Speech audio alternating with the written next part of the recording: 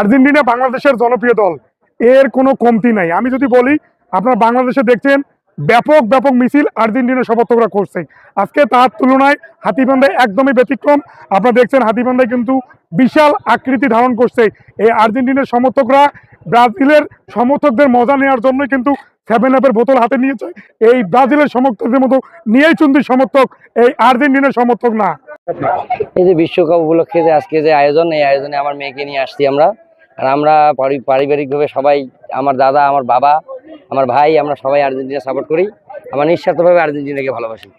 36 বছর আমরা অপেক্ষা করেছিলাম, তারপর আমরা 22 সালে কাপ পেয়েছি। আর্জেন্টিনার চরম দুর্দিনেও আমরা জিতলেও আর্জেন্টিনা, হারলেও আর্জেন্টিনা ছিলাম। তো কমপক্ষে আমাদের মনটা কেন জানি খুব উদার হয়ে গেছে। আমাদের ইচ্ছে হচ্ছে যে নতুন প্রজন্মে যারা কাপের দেখা পায়নি, তারা কাপ পেলেও আমাদের কোনো আপত্তি নেই। তবে দ্বিতীয়বারের মতো আমাদের সুযোগটিও হেলায় হারানোর অবকাশ নেই। আমরাও একেবারে মাঠ ছেড়ে কথা বলবো না। ধন্যবাদ। ধারাবাহিকতা আমরা ছোটবেলা থেকে আর্জেন্টিনার সমর্থক এবং আমরা ম্যারাডোনার খেলা দেখে বড় হয়েছি এবং সেই সঙ্গে মেসির খেলা দেখছি এবং আমরা এই 2026 সালেও মেসির খেলা দেখব। তো গতবার যে আমরা চ্যাম্পিয়ন হয়েছি, সেই চ্যাম্পিয়নশিপের যে উচ্ছ্বাসটা আমাদের ছিল, সেই উচ্ছ্বাসটা আরও দ্বিগুণ করার জন্য এবার আমরা 26 সালে ব্যাপকভাবে প্রস্তুতি নিয়েছি।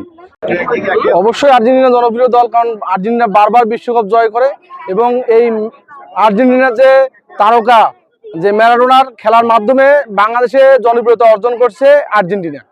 এবং সেই সাথে আজকে যে বর্তমান যে আর্জেন্টিনার যে দল আছে, মেসির খেলা থেকে অনেক ওই ক্ষুদে যে বাচ্চারা আছে তারাও আর্জেন্টিনার ফ্যান হয়ে গেছে।